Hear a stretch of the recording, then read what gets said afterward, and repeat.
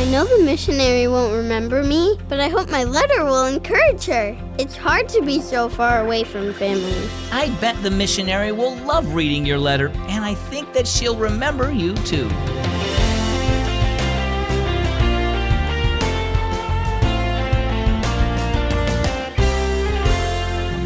Guess what? My name is Zach, and you're tuned in to the one and only Keys for Kids. So when the Apostle Paul was in prison, he wrote a letter to his friends at the church in Philippi saying, I always pray for all of you with joy. I thank God for the help you gave me while I told people the good news. See, the church in Philippi had sent him money and supplies while he was telling others about Jesus. And that's kind of what our story is all about. It's called A Very Important Letter.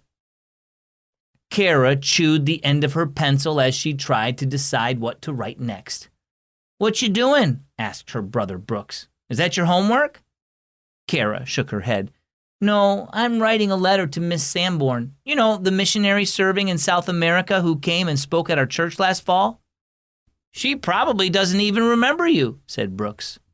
I know, said Kara, but I thought she might like to get a letter since she works in a village far away from her family. Send her an email, suggested Brooks. That's much quicker. Kara shrugged. I guess so, but I've got this started now, so I'll do it this way. A couple weeks later, far away in South America, Miss Sanborn sighed as she sat down at a table. It was sweltering hot, and she was tired and discouraged.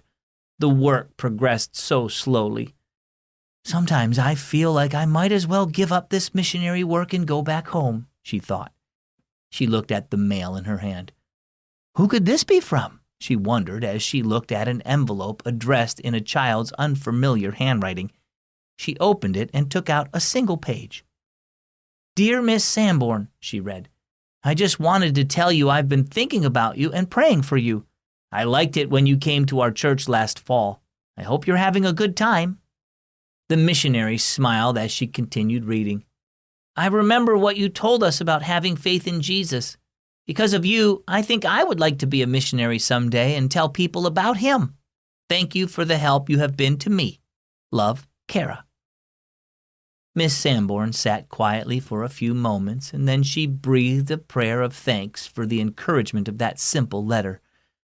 Perhaps this is God's way of letting me know he's using my work even when I begin to wonder, she thought. He's faithful, and I need to trust him. She smiled as she looked out the window at the village children playing in the sand. Then she took out a piece of paper. She had to write a thank you letter to a very important person. So how about you? How can you encourage other Christians you know? In today's Bible reading, Paul tells the people of Philippi how their encouragement helped him share Jesus with others even when it was difficult. You can encourage other Christians in the same way. Whether it's a missionary, a pastor, a teacher, or a friend, your encouragement can remind them that God is faithful and is using their work for good. Our key verse is found in Philippians chapter 1, verses 4 and 5. I always pray for all of you with joy. I thank God for the help you gave me while I told people the good news. And our key thought today, encourage other Christians. I'm glad I could spend some time with you reading the Keys for Kids story. If you like the stories, now you can read them on your own by going to the Keys for Kids app. Just ask one of your grown-ups to search for Keys for Kids on your app store. Sign up for a Keys for Kids Unlimited account, and you can go back in time and find every story from the past. Plus, listen to music made just for you on Keys for Kids Radio, and you'll even be able to discover more stories on demand like Down Gilead Lane and Red Rock Mysteries. Just search your app store for Keys for Kids. I'm Zach, and this is Keys for Kids.